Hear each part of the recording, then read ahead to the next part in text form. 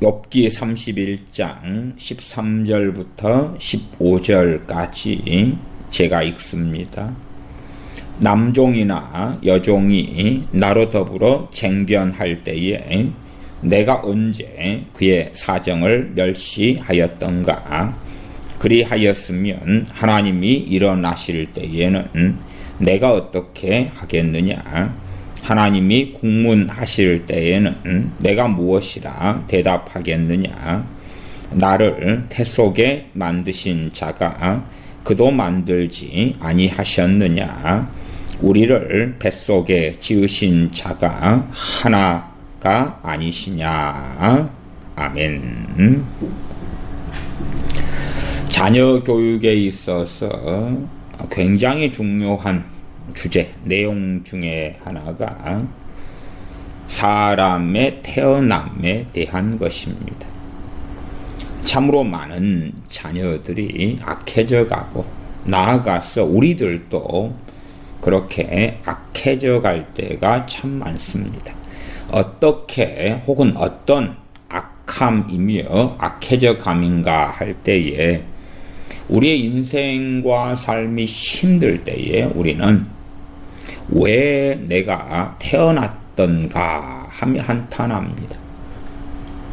어떤 인도의 아들은 20몇 살이었는데 전에 그 부모님은 나름 사회의 상류층이고 변호사들이었다고 합니다. 부모로부터 좋은 혜택, 좋은 것을 다 누리고 자란 아들이 나이 들어서 이제 직장도 취직하고 부모의 도움으로 그래도 잘 먹고 잘 사는데 어느 때에 부모를 고소하고 고발하였습니다. 그리고 법적인 분쟁으로 들어갔는데 그 내용은 무엇이냐 하면 부모가 나의 동의 없이 나를 낳았기 때문에 그에 대하여 배상을 해내라 하는 것입니다. 소위 말하면 자기가 앞으로 평생 혹은 수십 년간 떵떵거리고 잘 먹고 살 재산을 부모는 나의 동의 없이 나를 낳았기 때문에 내놓아야 한다 하는 것입니다. 그러한 것이 세계적인 해외 토픽과 뉴스가 되어져서 뉴스에 나온 것을 제가 보았습니다. 그러한 참으로 드러내놓은 그러한 악행은 별로 겉으로는 없을지 몰라도 많은 사람들이 자신의 힘든 인생과 여정 속에서 자신의 태어남에 대하여 원망하고 한탄합니다. 나아가서 그렇지요. 왜 부모 당신들은 가난한 주제에 나를 낳았는가? 왜 못난 주제에 나를 낳았는가? 그래서 많은 자녀들은 부모를 공격하고 신란하면서 자신이 힘들 때가 되면 왜 나를 낳았냐고 합니다. 기구한 사람들의 인생도 많이 보았습니다. 제 친한 친구 중에 한 명도 정상적인 부부관계에서 태어난 그 친구와 그 자녀들이 아니었습니다. 말하자면 아버지의 둘째 본처가 있고 그리고 후처, 그런 상태에서 태어난 그러한 친구고 그 밑에 또 동생도 있고 그렇습니다. 그러면 그 친구의 인생은 굉장히 사실상 기구하였습니다. 이모저모로 그랬는데 그 중에 하나는 자신의 태어남에 대한 그런 깊은 원망과 저주가 그의 어머니에 대해서나 아버지에 대해서나 존재하였다 하는 것입니다. 실제로 여러 사연과 일들 속에서 우리가 태어나기도 했고 우리의 자녀들이 태어나기도 합니다. 심지어는 어떤 부모의 장애 속에서 자녀가 태어날 때에 자식도 유전적으로 그 장애를 안고 태어나기도 합니다. 그래서 평생 부모가 가졌던 유전적인 장애를 자녀들이 가지기도 합니다. 나아가 어떤 질병에 걸려서 혹은 몸이 좋지 않아 병원에 갔을 때에 병원 의사들이 항상 묻는 질문은 가계력입니다. 혹시 당신이 지금 폐가 안 좋은데 폐암으로 돌아가신 부모님이나 조부모님이나 일가 친척이 어떻게 있느냐, 가계력, 가계 유전을 조사하는 것이지요. 우울증 같은 경우도 많은 경우 이 가계의 유전적인 것과 상당히 맥을 또한 같이 합니다. 그래서 우울증과 관련돼서 유전적인 것, 가계력을 조사하고 100%는 아니어도 상당히 많은 경우에 그 맥을 함께 가는 것들을 흔하게 확인하기 때문에 정신과 의사들 같은 경우도 우울증에 걸린 환자들의 경우에 가계력을 묻고 우울증과 유전의 상관관계에 대한 많은 연구들이 되어졌고 또한 되어지고 있는 중이기도 합니다.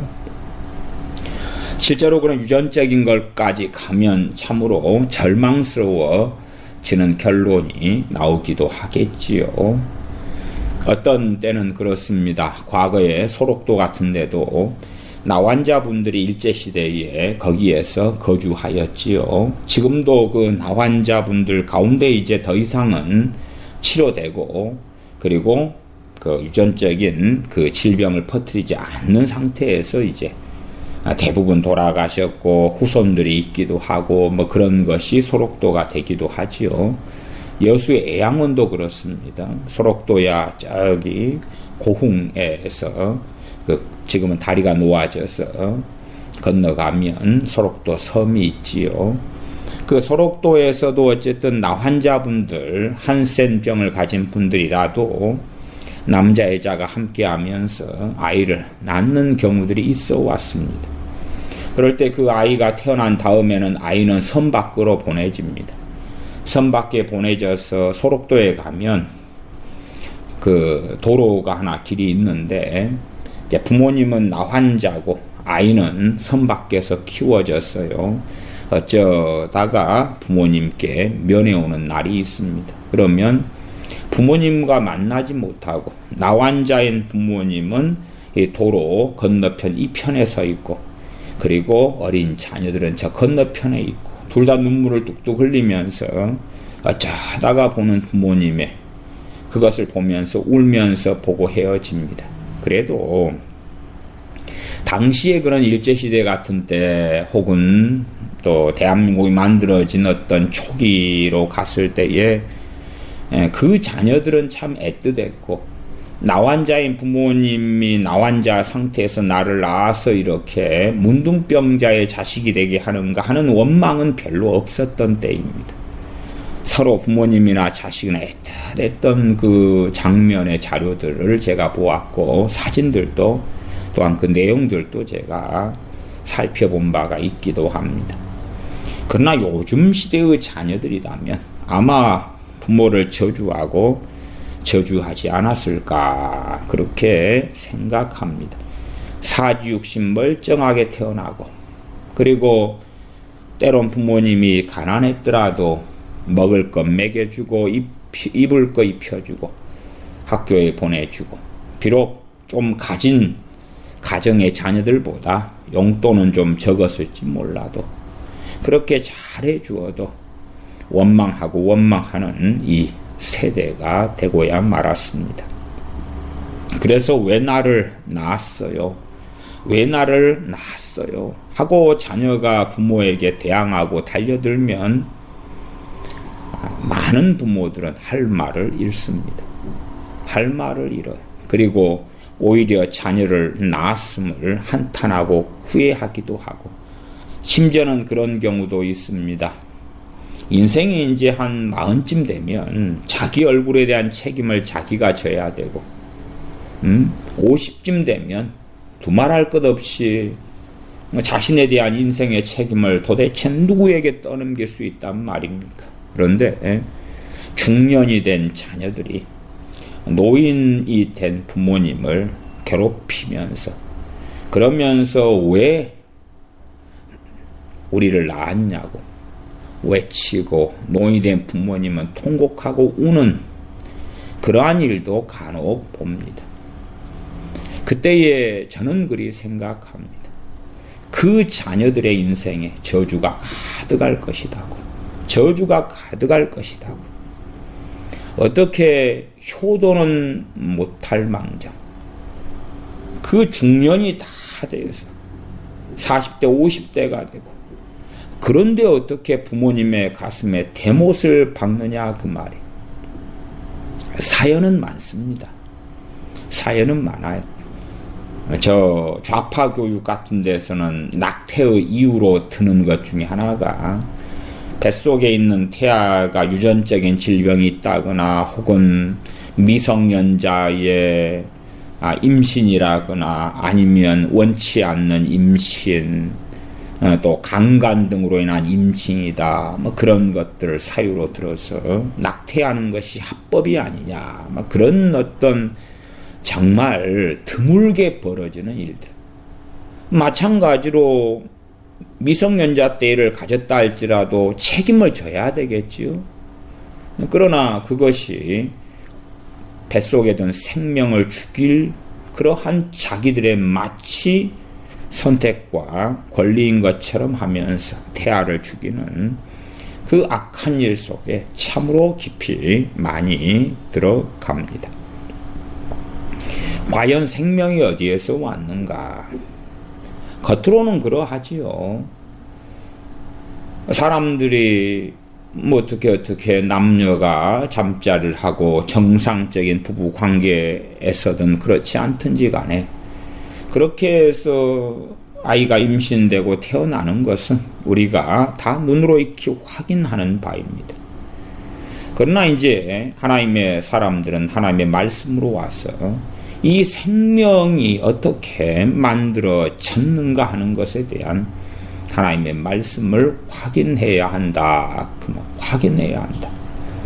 생명은 하나님께로부터 온 것이기 때문에 그것이 남자 여자의 혹은 부모님의 결혼을 통해서 자녀가 태어나더라도 그럼에도 생명은 하나님께 속한 거기 때문에 우리가 태어남에 대하여 원망한다는 것은 하나님의 주권에 대항하고 퇴적함이요 하나님으로부터 저주와 벌을 초래할 수밖에 없는 악함이 되는 것입니다.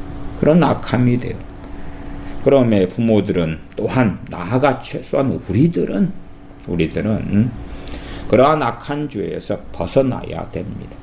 또한 자녀들이 그러한 상태로 죄를 짓지 않게 해야 됩니다. 그래서 크리스천인 부모들은 이 생명이 어디에서 왔는가 하는 하나님의 말씀을 가지고 자녀들을 가르쳐야 됩니다. 단지 단순한 정자와 난자의 결합으로 해서 생명이 왔다 하는 일반적 생물에서나 과학에서 하는 그런 단순한 이야기 말고 하나님의 말씀을 가지고 생명이 하나님께로부터 왔기 때문에 자신의 태어남에 대하여 자신이 왈가불가하거나 부모를 원망하거나 혹은 하나님께 불평하거나 하는 것은 하나님을 대항하는 것이고 하나님 앞에 그 자녀들은 설 수 없다 하는 것입니다. 점점 어떤 드라마나 소설이나 게임이나 영화나 연예인의 방송들이나 그것이 자녀 세대의 마음을 사로잡기 때문에 기준이 그렇게 되는 거죠. 태어날 때부터 부잣집에 태어나야 되고 뭔가를 가져야 되고 청년이 되어져도 부모가 꽁으로 외제차를 사줘야 되고 건물을 하나씩 다 줘야 되고 결혼할 때 되면 부모가 아파트를 장만해 줘야 되고 그런 것들이 주로 드라마나 연속극에 나오는 이야기들 아닙니까?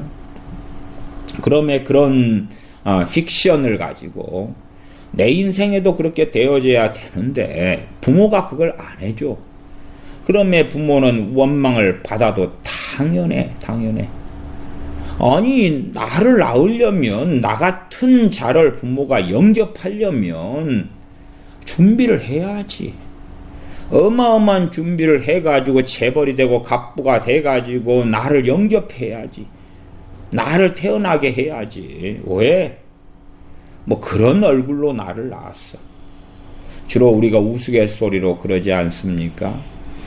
아주 잘생긴 남자하고 참 볼품없는 여자분하고 결혼할 때 되면, 볼품없는 여자분에 대하여 저분이 굉장히 부자인 모양이다 그러고요.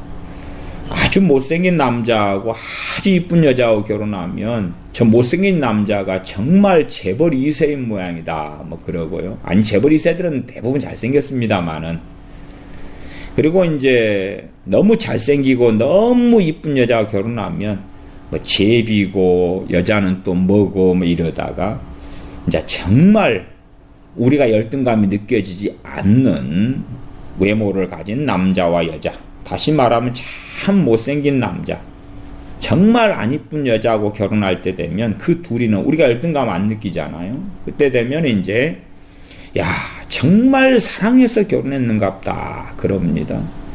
뭐 정말 사랑해서 결혼했는데 엄마도 너무 못났고 아빠도 너무 못났어요. 그때에 자식은 어쩌겠습니까? 원망하겠죠. 자기 거울의 얼굴을 볼 때마다 그 못난 엄마의 얼굴이 보이고 그 못난 아빠의 얼굴이 보입니다. 요즘 시대는 거의 잘 못 봅니다만은 제 어릴 때는 동네에 이런 서커스들이 종종 있었고요. 서커스들이 있었을 때에 그 키 작은 난쟁이 분들이 참 많은 걸 했습니다. 그래서 난쟁이 분들을 종종 봐요. 종종 봐. 난쟁이 커플도 보고 그렇습니다. 난쟁이 커플도 결혼을 하면 키가 허리만큼 오시고 그러는데 어른들인데 그래요. 결혼하시면 또 난쟁이가 태어나고 그러더라고요. 어떨 때면 참 그에 대해서 비난하고 정죄하고, 또 그래도 제 조카들은 참 나름 자랐습니다. 근데 제 이제 사촌 누님 되시는 분께서 어릴 때부터 거의 소경이에요. 지금 사촌 누님께서 나이가 74살 되시네요. 내일 모레면 75이 되시는데, 큰 집에 큰 누나신데, 근데 이제 어릴 때부터 소경이에요. 앞을 그렇게 잘 못 보게 되었어요. 그러니까 거기에서 자식이 3남 1녀가 태어났는데, 그 3남 1녀도 태어난 게 참 기구하게 태어났어요. 기구하게.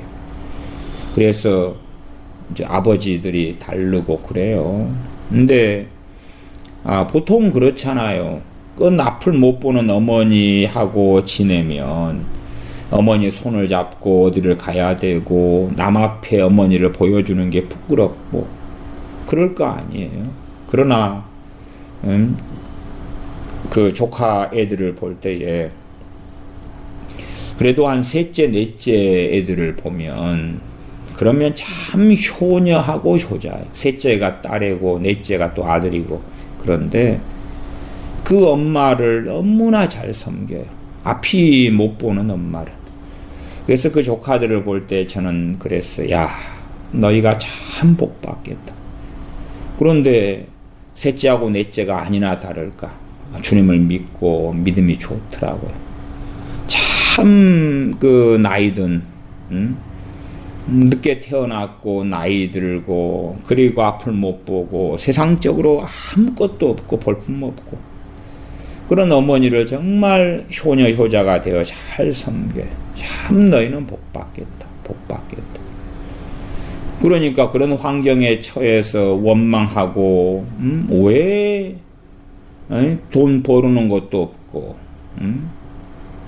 기초생활수급자고 그것도 참 어려운 환경에서 여러분들의 도움으로 기초생활수급자가 되도록 또 도움 주신 분들도 있으시고 또한 여러분들이 후원해가지고 또 생활도 하게 되었고 뭐 그렇습니다만은 애들 아빠는 어디 다 사라지고 없지요.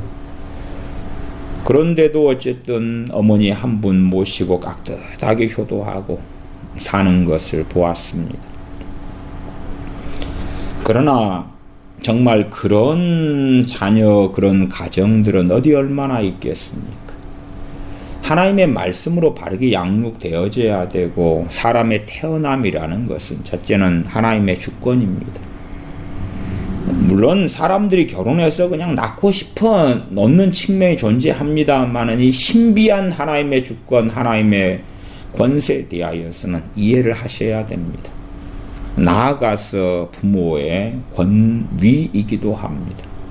그러면 태어남에 대하여서 우리는 감사를 해야 됩니다. 이제 태어남에 대하여 대박을 맞을런지 중박이 될런지 쪽박을 찰런지도 있을 거 아닙니까?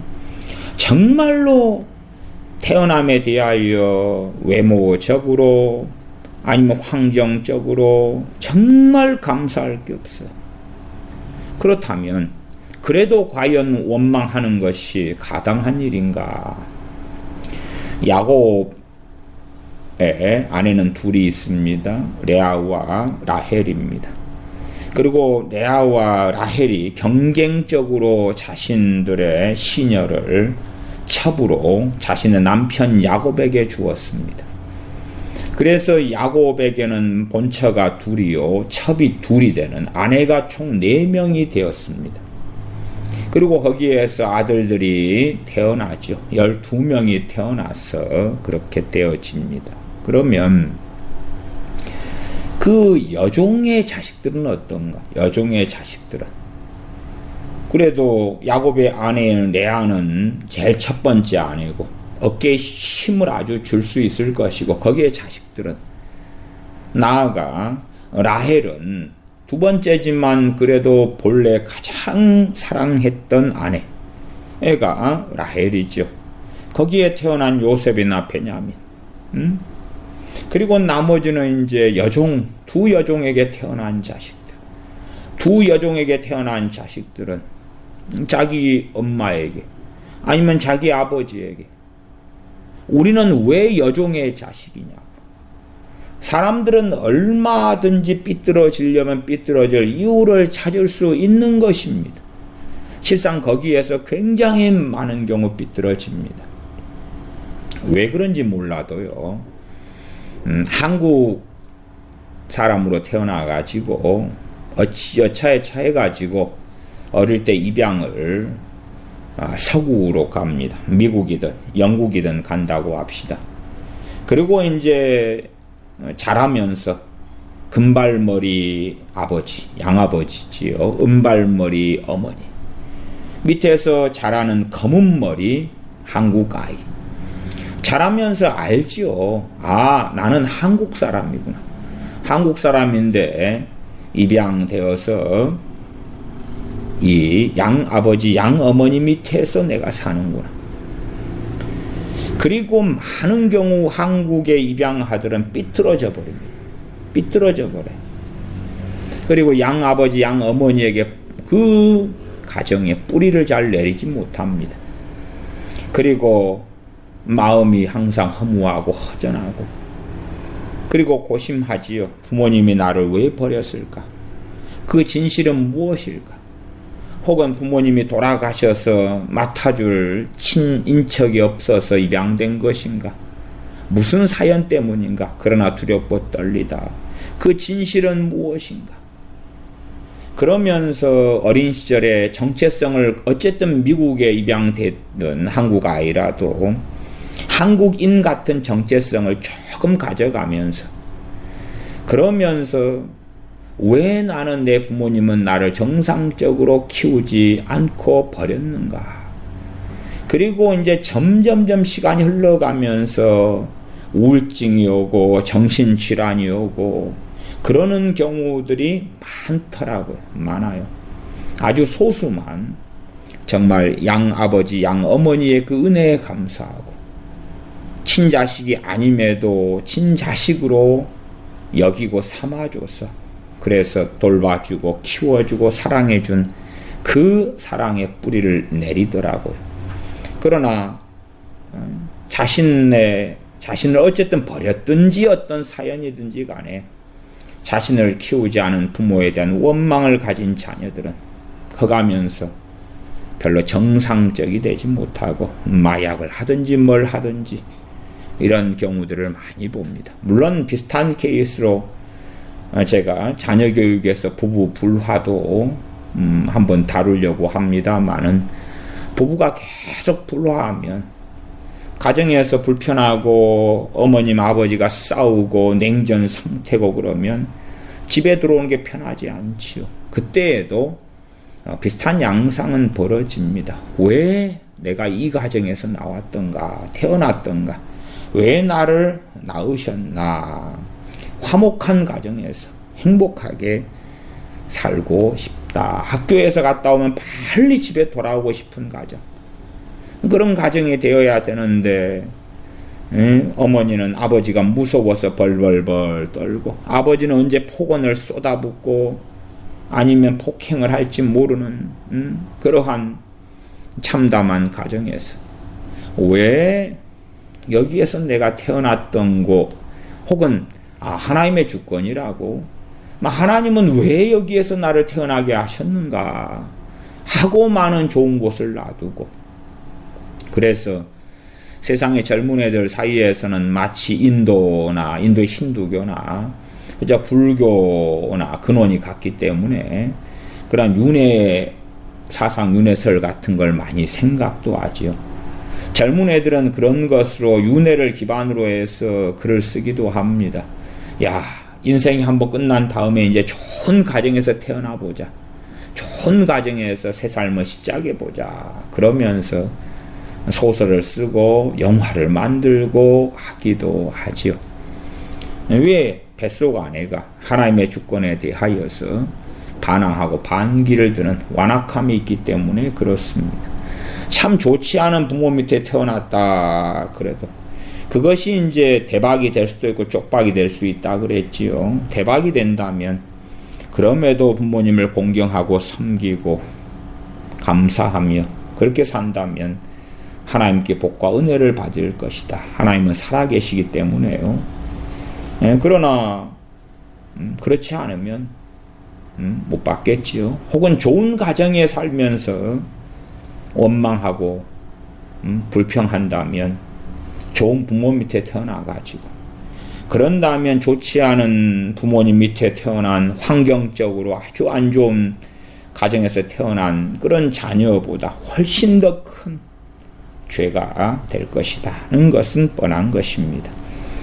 욥기 31장 13절에서 15절을 읽었습니다. 먼저 이 본문을 보겠습니다.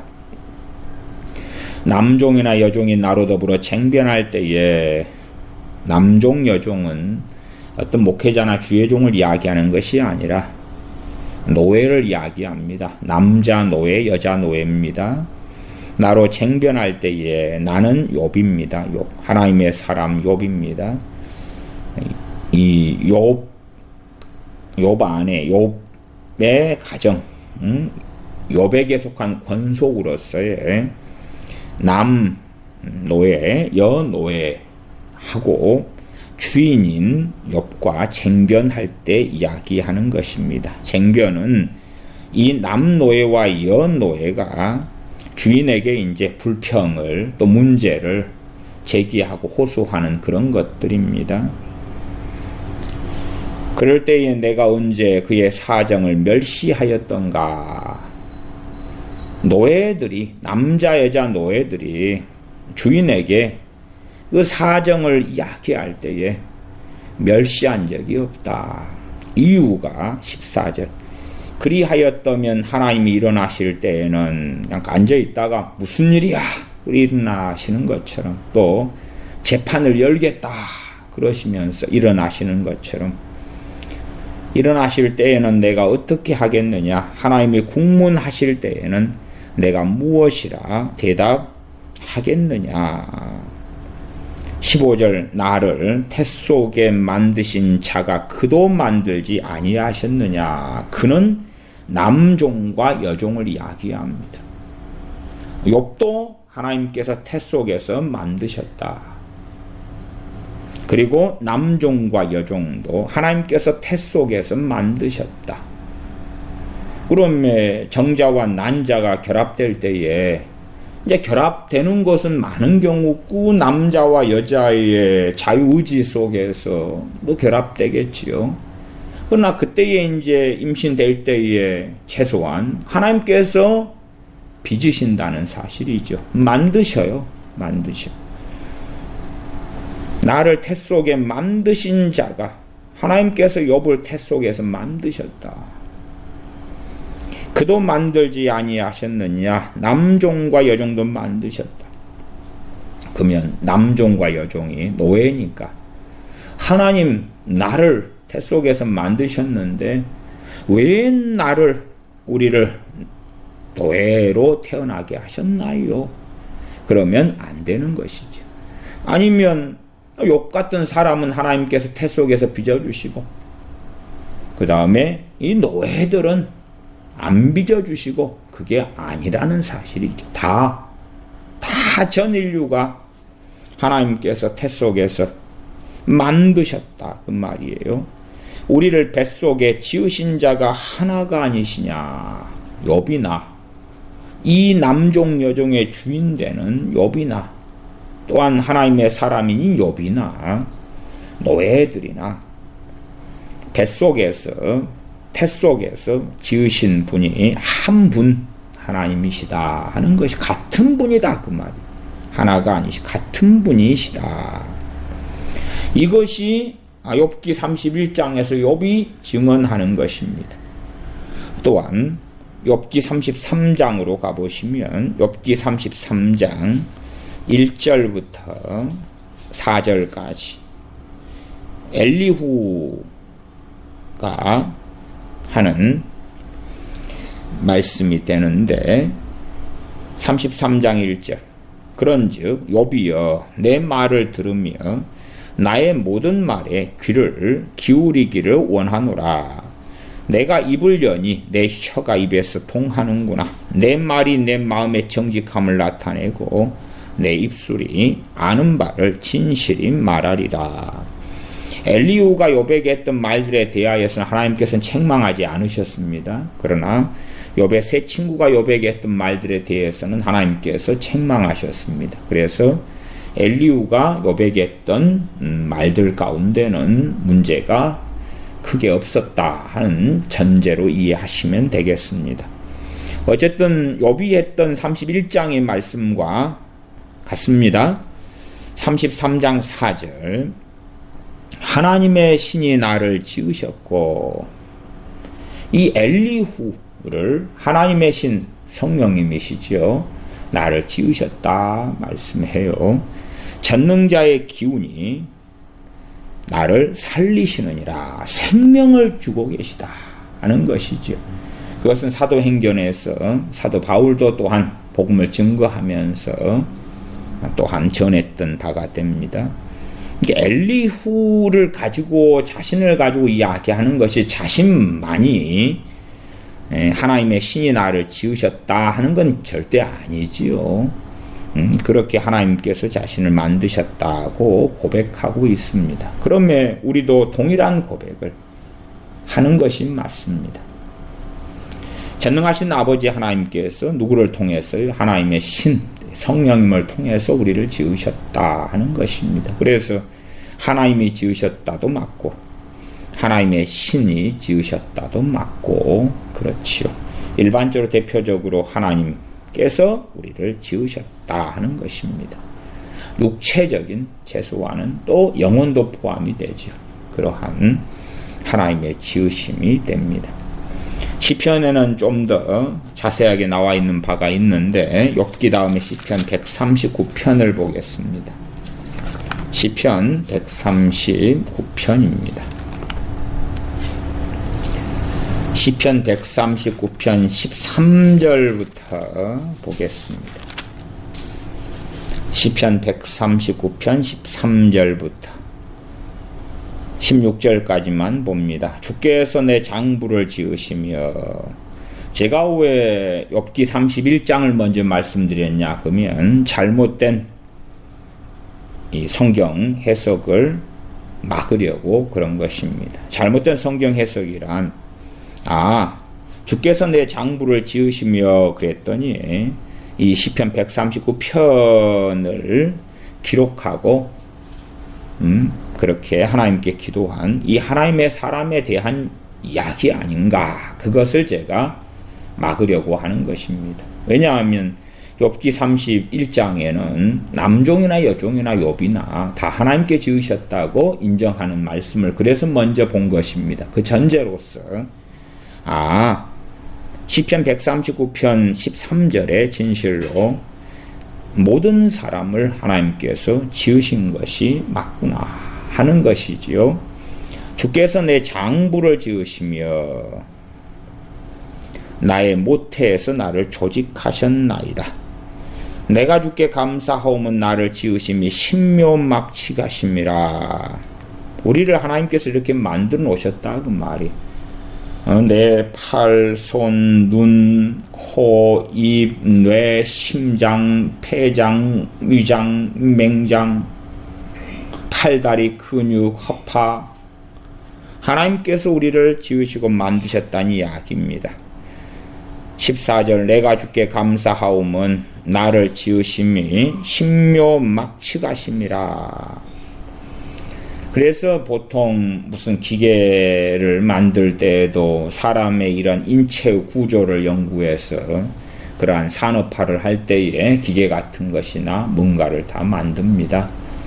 또한 사람 몸에 있는 사람 자체 내에 생산되는 아주 탁월한 약들을 살피면서 그러면서 세상의 식물, 동물 등에게서 어떤 물질을 추출해서 약을 만들고 그러지요. 또한 가장 중요한 과학적 발견은 어쨌든 많은 경우 사람을 관찰하는 데서 혹은 하나님께 지으신 식물, 동물 등을 관찰하는 데서 나오기도 하지요. 14절 내가 주께 감사하오면 나를 지으심이 신묘막치가심이라. 주의 행사가 기이함을 내 영혼이 잘 아나이다. 주의 행사가 기이하다, 놀랍다, 신비롭다 그 말이. 이 하나님의 사람을 지으시는 것, 이 신비를 누가 다 알겠습니까? 이 생명의 신비는 이 땅에 사는 동안에는 결코 알 수 없을 것입니다. 그러나 최소한 하나님의 말씀을 통하여 사람의 생명이 하나님께로부터 나왔다. 그래서 자신이 왜 태어났는가 하는 원망, 하는 불평을 하는 자녀가 된다면, 그렇다면 하나님께서 정말 기뻐하시지 아니하실 거라 하는 것입니다. 대한민국의 자녀들은 얼마나 많은 원망과 불평이 있는 줄 모릅니다. 그렇다면 그런 자녀는 북한에서 태어나면 얼마나 좋았을까? 그러면 무슨 불평과 원망을 얼만큼 하게 되었을까? 혹은 자신들이 좋아하는 중국에서 태어났으면 얼마나 좋을까? 저기 아프리카, 우간다 같은 데서, 이디오피아 같은 데서 태어나면 얼마나 좋을까? 하는 것이지요. 혹은 인도에 태어나서 카스트 제도가 아직은 전반적으로 힘을 발휘하고 있는 저기, 거기에서 천민계통으로 태어나면 어쩔까? 아니면 자신들이 좋아하는 저런 몽골 같은 데서 조랑말 타고 다니면 좋을까요? 그러니까 손에 많은 걸 쥐는 사람들, 그 세대일수록 원망과 불평은 훨씬 더 심해져 가고, 그러면 하나님께서 그에 대하여 심판하실 수밖에 없다. 우리 자녀들 가운데 이러한 탄생에 대한, 태어남에 대한 원망과 불평이 뱃속에 자리 잡지 않도록 해야 됩니다. 뱃속에 자리 잡을 때에, 그럴 때에 쉽게 떨쳐내지 못할 것이고, 하나님께서 심령을 감찰하실 때 그게 발견될 때에 하나님께서 진노하실 거다 하는 것입니다. 마찬가지로 우리도 똑같습니다. 우리도 똑같습니다.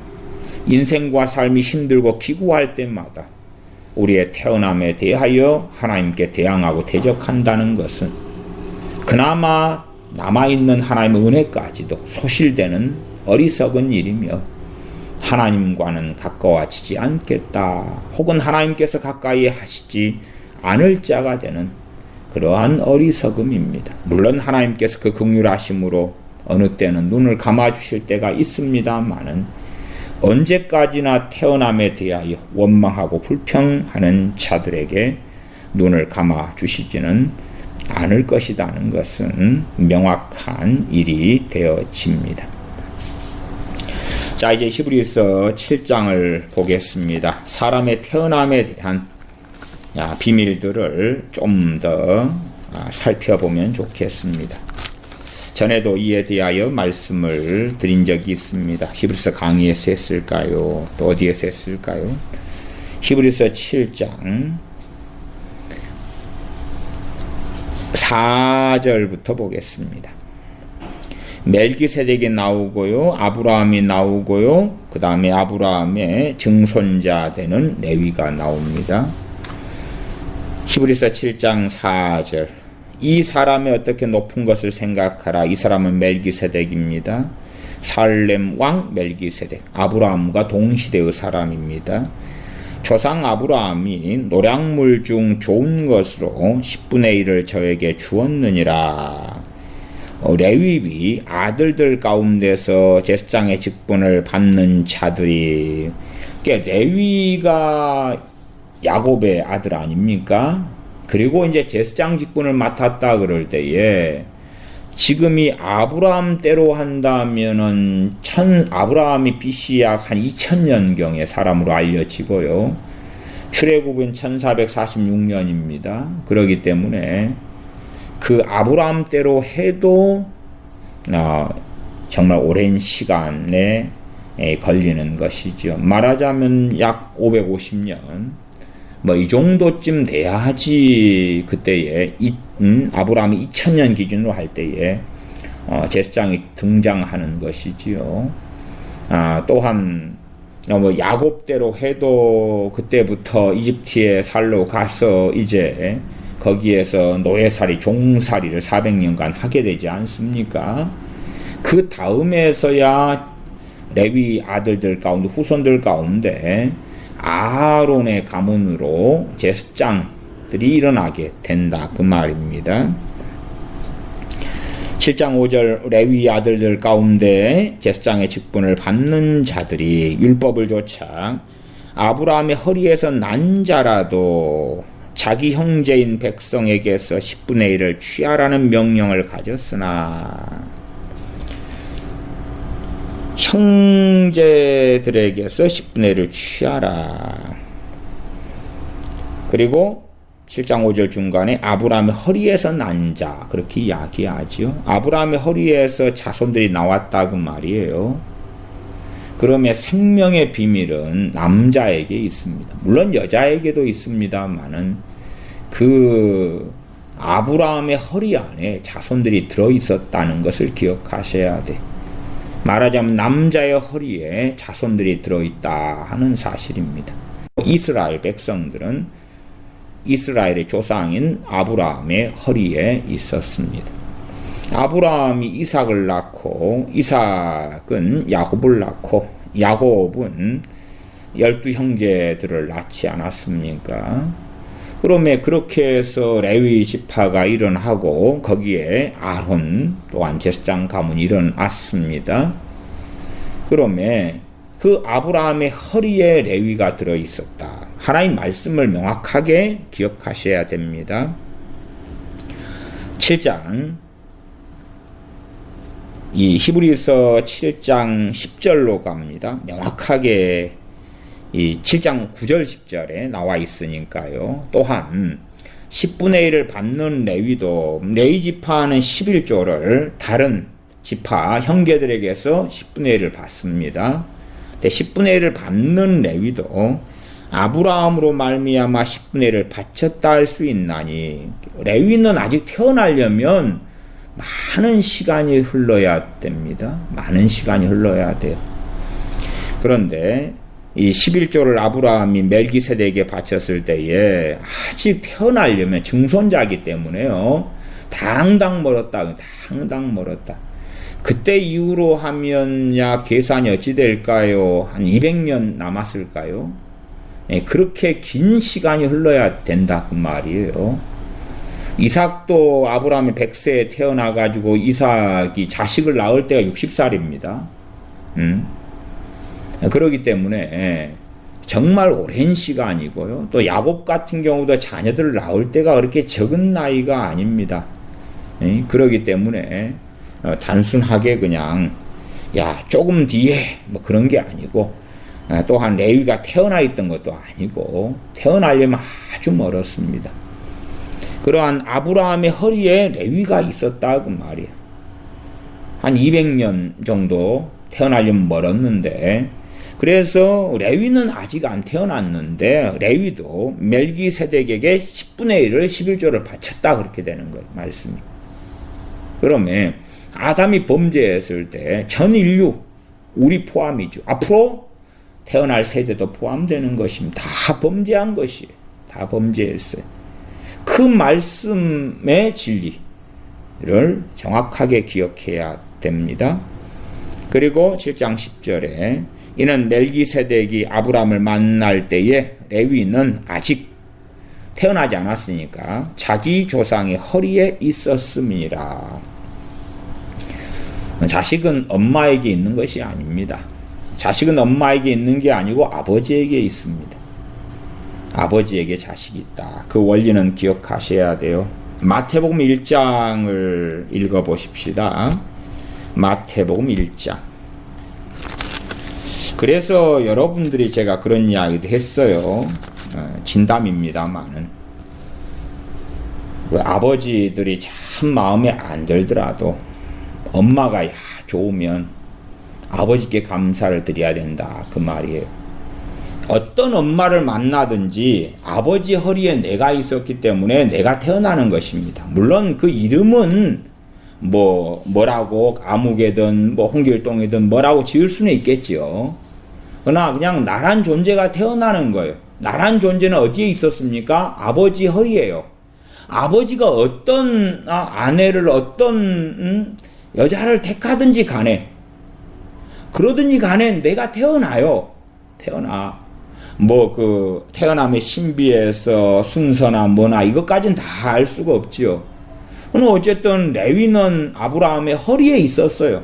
허리에 있었어. 아직 이삭이 태어나지도 않았는데 레위의 허리에 있었단 말이에요. 자식을 낳으면 그 존재가 태어나고 그 존재에 대하여 이름을 이삭이라 짓는 거죠. 편의상. 그 존재가. 그 다음에 또한 이삭이 자식을 낳으면 그 존재들의 이름이 지어지는데 그 가운데 레위가 있었다 그 말이죠. 그러면 우리 아버지의 허리에 우리가 있었습니다. 그리고 태어났지요. 엄마는 주로 사람의 형질에 많이 이 신체의 형질에 많이 관여되었다 이렇게도 이야기됩니다만은 그러나 그 존재는 아버지로 말미암아 나오는 것입니다. 아버지. 그래서 아버지가 왜 이런 분인가? 근데 엄마는 참 좋아. 그러면은 아버지의 최고의 공로는 좋은 엄마 선택하신 것이요. 좋은 엄마 선택하신 것이. 이 아버지가 안 믿는 사람인데 엄마는 크리스찬이라. 참 아버지 정말 감사해요. 크리스찬 엄마를 선택해서 우리를 낳아서 우리가 주님 믿을 수 있도록 그 복된 길을 열어주며 너무 감사해요. 그러지. 이제 아버지가 너무나 똑바르고 좋고 그런데 엄마가 그냥 너무 안 좋아 버리면 어차피 나는 아버지께서 나오는 거예요. 근데 아버지 실수하셨어요. 엄마를 잘못 고르셨네요. 그렇게 되는 것이에요. 마태복음 1장 2절부터 봐보겠습니다.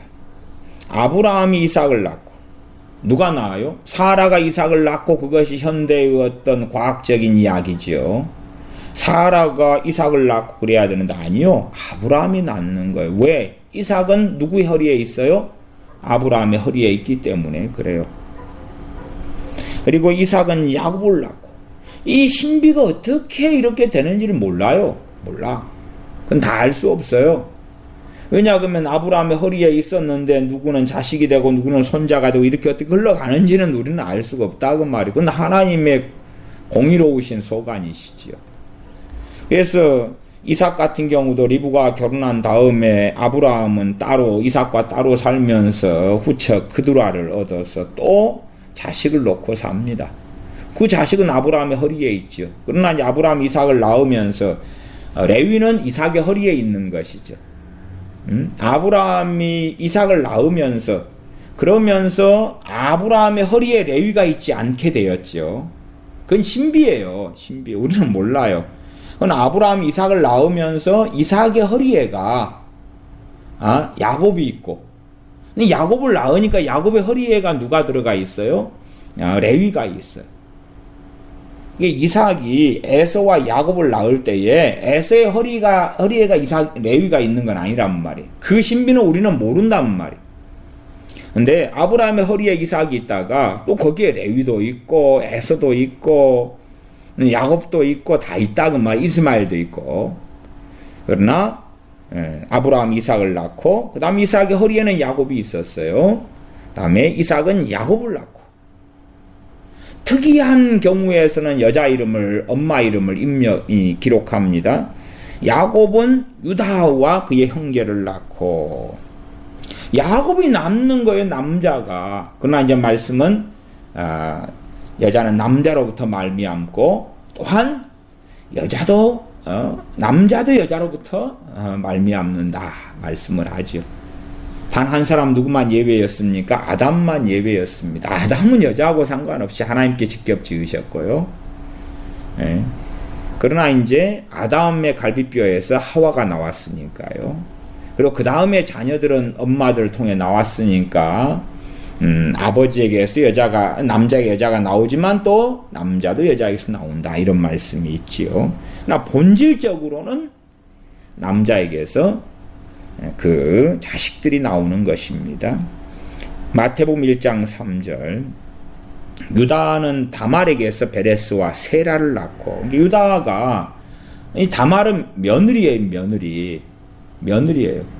그러니까 유다가 이제 자식을 그 다음에 이어서 더 며느리 다말이 아니고 다른 여자든지 자기 본처든지 간에 낳으면 베레스하고 세라는 태어나요. 신비지요. 태어나는데 하필이면 이제 누구를 선택해버린 거예요?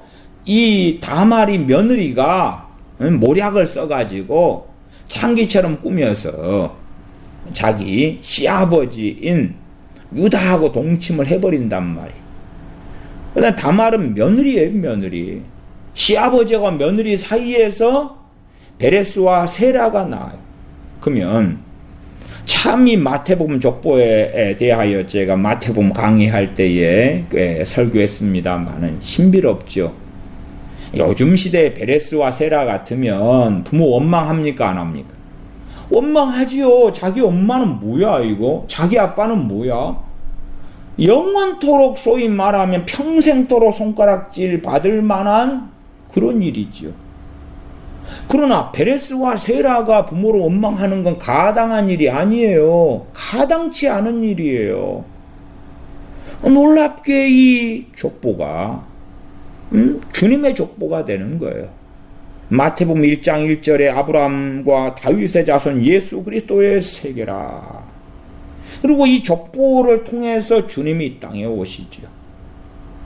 그래서 예수 그리스도의 족보라 이렇게 마태복음 1장은 제목을 붙인단 말이에요. 그리고 1장 뒤에 18절부터는 예수 그리스도의 탄생 그렇게 제목을 붙이죠. 마태복음 1장 1절부터 17절까지는 예수 그리스도의 족보죠. 그러니까 이 족보가 아마 옛날 우리 조상들로 한다면 이런 족보가 이래 됐으면 그런 족보는 파기시켜버릴 거예요. 숨겨버리거나 거짓말하거나 덮어버리겠지요. 그러나 하나님은 안 덮어요. 핵심은 뭐냐 그러면 남자예요. 남자예요. 남자의 허리에 사람들이 들어가 있는 거예요. 그걸 아셔야 돼요. 남자 허리에 사람이 있는데 거기에서 여자가 나오면 그 여자에게는 사람이 없어요. 여자는 그냥 난자를 가지고 있고 그 다음에 남자의 정자를 받아서 애를 낳는 통로는 되지만 여자의 허리에는 사람이 안 들었어요. 여자의 허리에는. 남자의 허리에만 사람이 들었다고요. 남자의 허리에만. 자손이 들었다고 말이에요.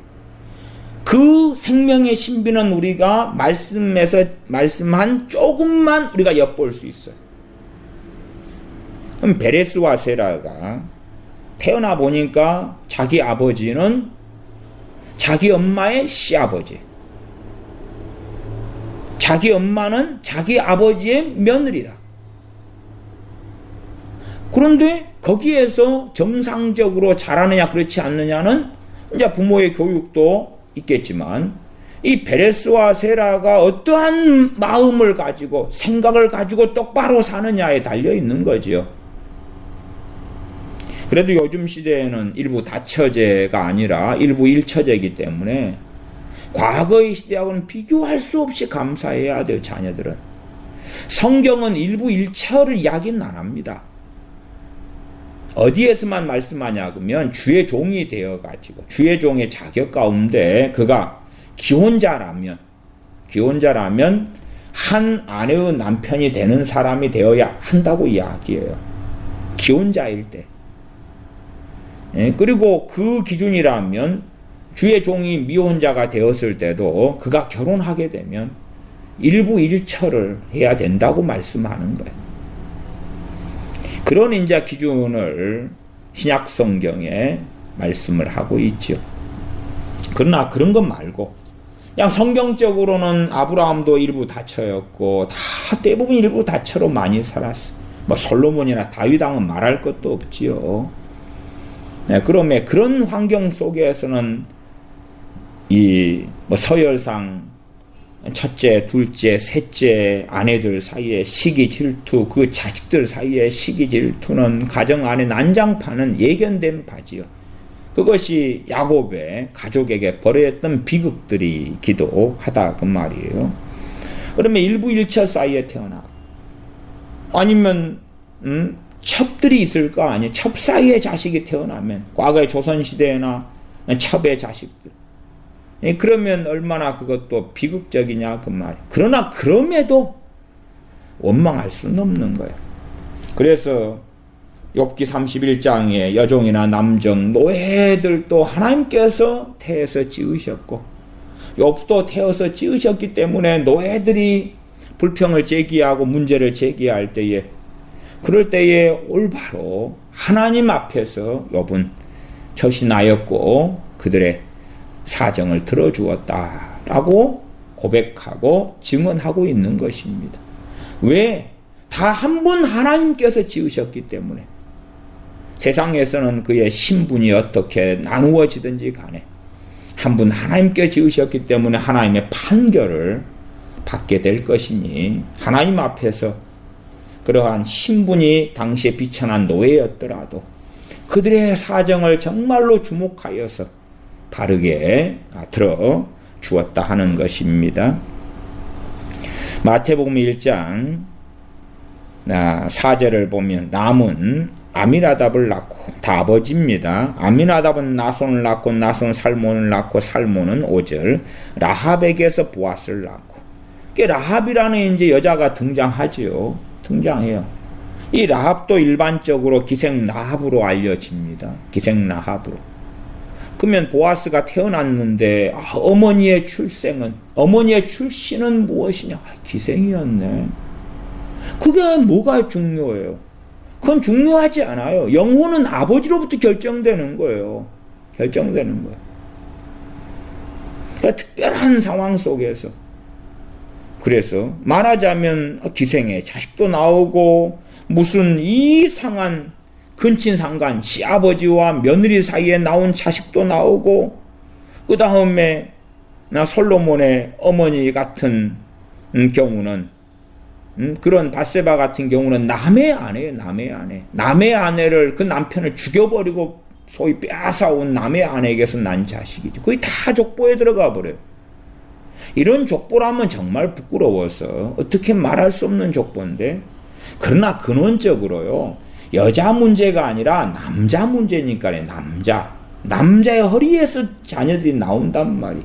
그 여자가 어느 여자가 되었든지 간에 문제되는 게 아니에요. 문제되는 거 아니에요. 그냥 그 영혼은 남자의 허리에 있는 것이 하나님의 주권이란 말이에요. 그걸 이해하셔야 돼요. 5절 살몬은 라합에게서 보아스를 낳고 보아스는 룻에게서, 룻은 이방 여인이잖아요. 룻기 잘 아시지요. 이방 여자예요.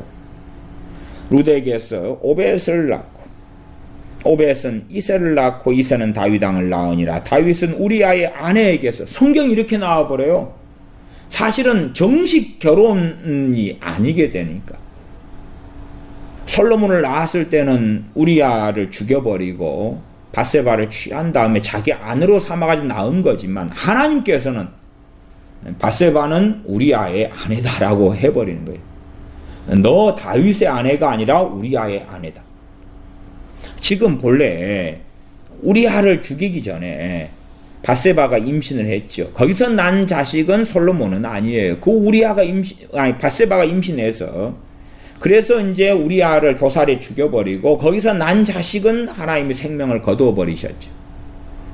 그리고 우리아 죽은 다음에 다윗이 이 우리아의 아내인 밧세바를 취하여서 자식을 낳았는데 솔로몬이라 그 말이에요.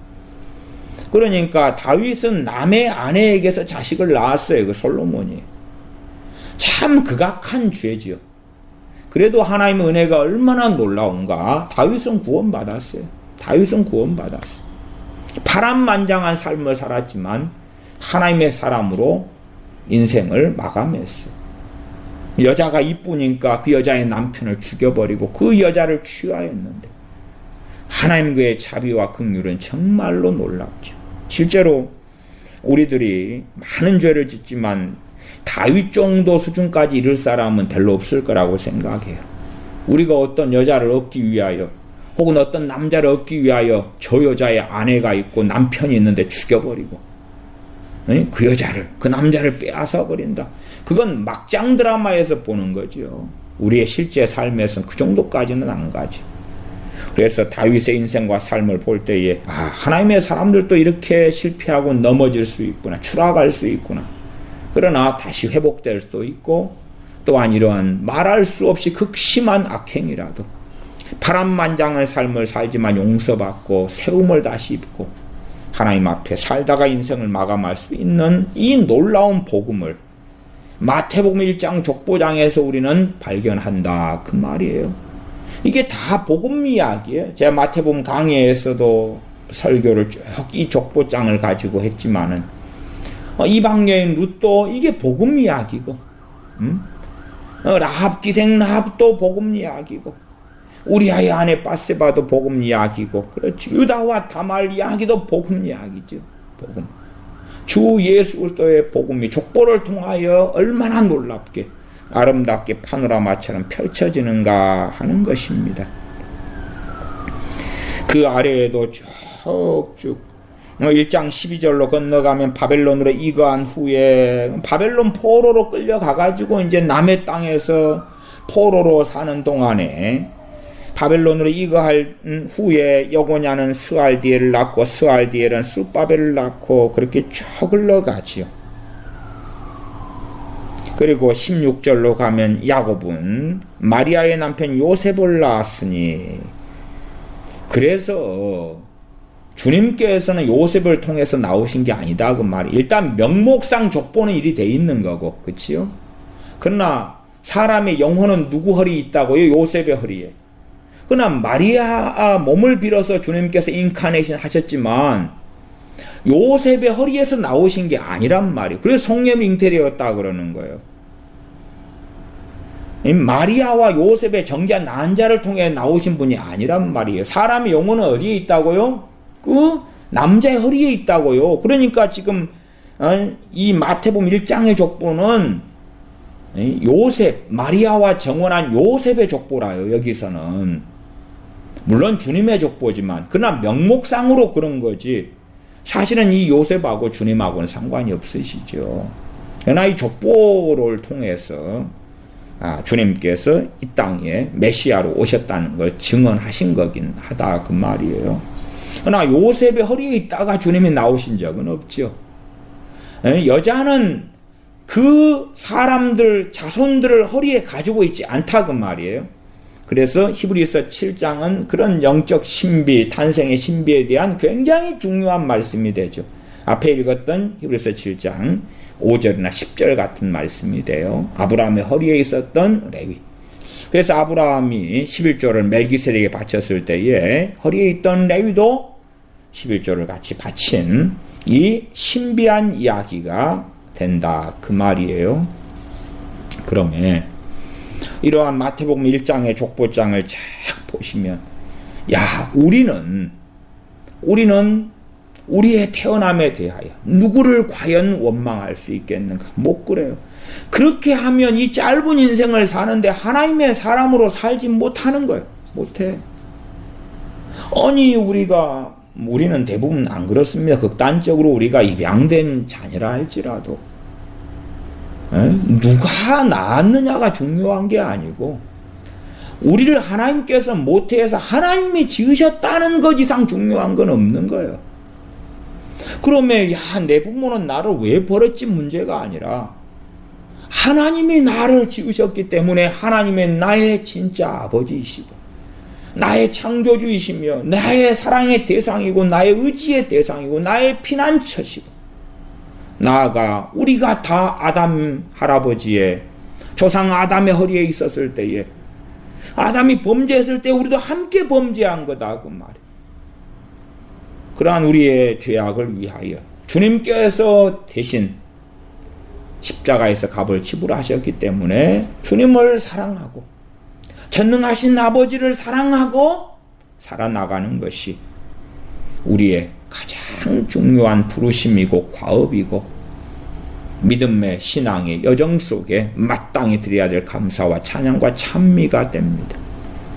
그러면 우리 자신도 그렇고 우리 자신의 태어남에 대하여 어떻게 우리의 삶이 기구하든지 간에 물론 우리의 삶이 기구한 많은 이유는 우리의 죄 때문에 그렇습니다. 죄 때문에. 그러나 우리가 죄를 지어놓고 하나님을 원망한다는 것도 가당치 않은 것이고 아니면 우리가 태어났는데 가난한 환경이든 유전적으로 질병을 가지고 태어났든지 심지어 어쩌다 유감스럽게도 임신 중에 엄마들이 잘못해가지고 엄마들이 잘못한 이야기는 임신 중에 잘못된 어떤 음식을 섭취하거나 약물을 섭취하면서 그러면서 기형아가 되어버리는 경우들이 있어요. 또 실제로 아프리카 같은 경우에는 많은 자녀들이 에이즈를 가진 채 태어납니다. 왜? 아빠들이 에이즈를 가지기도 하지만은 주로 이제 아프리카의 대륙을 횡단하는 그러한 화물차 이 기사들이 여자를 돈 주고 사요. 그냥 조그만 애들을 15살이든 12살이든 그래가지고 그냥 잠자리 하고 다시 차 타고 떠나요. 한 뭐 $10 주고. 근데 그런 사람들 대부분 에이즈를 가지고 있거든. 그러니까 15살 애하고 잠자리 하고 돈 $10 주고 떠났는데 애가 임신되고 태어난데 에이즈라. 또 그 다음에 그 15살 여자애도 에이즈고 기구하죠. 그 다음 트럭기사가 지나가면서 그 15살 아이를 또 돈 $10 주고 취했는데 그 트럭기사도 에이즈 걸리고 또 임신해가지고 에이즈 걸린 아이를 놓고 이런 것이 기구한 그래서 아프리카 같은 데는 참 에이즈를 걸린 아이들이 많이 태어나요. 비극의 비극이죠. 그러한 정말 악행들은 안 해야 됩니다만은 그러나 이제 태어난 아이의 입장에서는 참 에이즈를 가지고 태어났는데 그리고 아버지는 누군지 몰라. 엄마는 태어나고 보니까 이제 16살이네. 아직은 뭐 이제 태어난 아이가 엄마 나이를 모르겠지만 나중에 계산해 보니까 그러나 누가 받아주며 비극 속에 살지요. 심지어 그럴지언정 부모를 원망해서는 안 되는 것이고 나아가서 부모를 원망한다는 것은 하나님에 대한 대항이고 하나님을 원망하는 것이다. 또한 하나님을 원망하고 대항하면 안 됩니다. 물론 그러한 아프리카의 비극들은 인류가 낳은 악이에요. 그런 악행은 하지 말라고 성경에 말씀하고 있어요. 그런 짓들은 하지 말라고. 그러나 우리는 점점점 악해져 가서 마치 소돔에서 자녀들이 태어나서 소돔의 자녀들이 되는 것처럼, 또 우리가 소돔에서 구출받은 롯이 있고 롯의 두 딸이 있을 때에 아버지와 두 딸이 동침해서 자식들이 태어나는 것을 보고 알잖아요. 거기에서 모압과 암몬 족속이 태어나죠. 그 비극들을 압니다. 그럼에도 그런 족속, 그런 자손이라도 원망하지 못하지만, 그러나 그래도 그것 자체, 그 행위 자체, 여러분, 하나님은 절대 기뻐하지 아니하시죠. 그러한 동침, 그러한 걸로 해서 자녀들이 잉태하는 것 자체를 하나님이 안 기뻐하시죠. 그럼에도 불구하고 생명의 신비는 존재하고, 그래서 태중에서 사람을 지으시는 분이 하나님이시다. 그러면 우리의 어떤 기구하게 보이는 삶 속에서라도 하나님은 찬양과 찬미의 대상이시지, 우리의 경배와 예배의 대상이며 경외의 대상이시지, 하나님에 대하여 대항하고 대적해 보아야 도끼로 자기 발등 찍는 것보다 더 비참한 일밖에는 없습니다. 다행히 우리의 대다수의 가정과 삶은 좀 정상적이지요. 그러한 속에서도 자녀들이 태어남에 대하여 원망하고 부모에게 대적한다면, 혹은 우리가 우리의 태어남에 대하여 그렇다면 우리는 중한 죄를 지고 걸어갈 수밖에는 없을 것입니다. 기도하겠습니다. 아버지 하나님, 태어남에 대하여 태중에서 우리를 지으신 이가 하나님이심을 확인합니다.